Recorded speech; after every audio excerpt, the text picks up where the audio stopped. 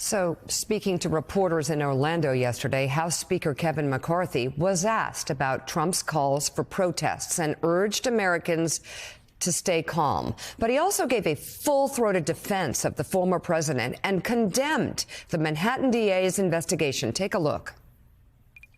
I don't think people should protest this, no.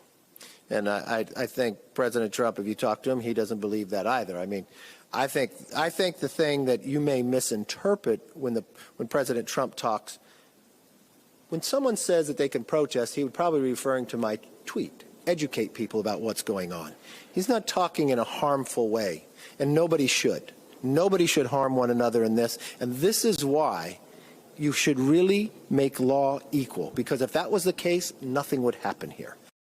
Lawyer after lawyer after lawyer will tell you this is the weakest case out there. You see the Supreme Court.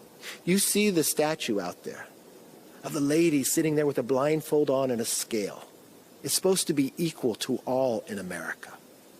And the last thing we want or have is somebody putting their thumb on the scale simply because they don't agree with somebody else's political view. That is what's wrong, and that's what infuriates people. And this will not hold up in court.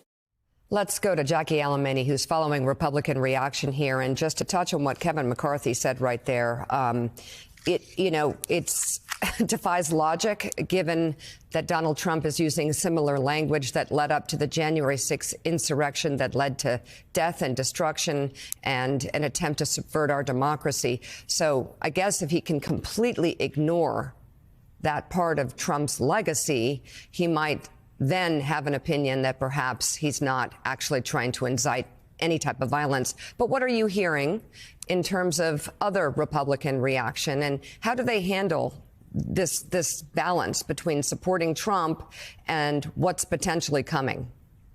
Yeah, Mika. Well, Republicans, I think, find themselves are having a lot of deja vu right now in a situation where they were headed into this GOP retreat in Orlando, hoping to focus on bigger picture policy items like the budget that's due in coming weeks and making sure that the U.S. government doesn't breach the debt limit.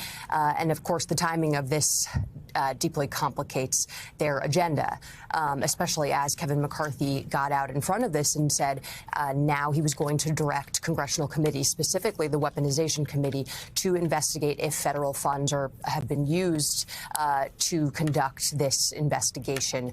But I will say the Democrats are also sort of privately expressing some of the same concerns that Kevin McCarthy raised just there, that questions about why Alvin Bragg has decided to potentially bring these charges now after previous prosecutors had passed on this and after there's really going to most likely be no new details revealed.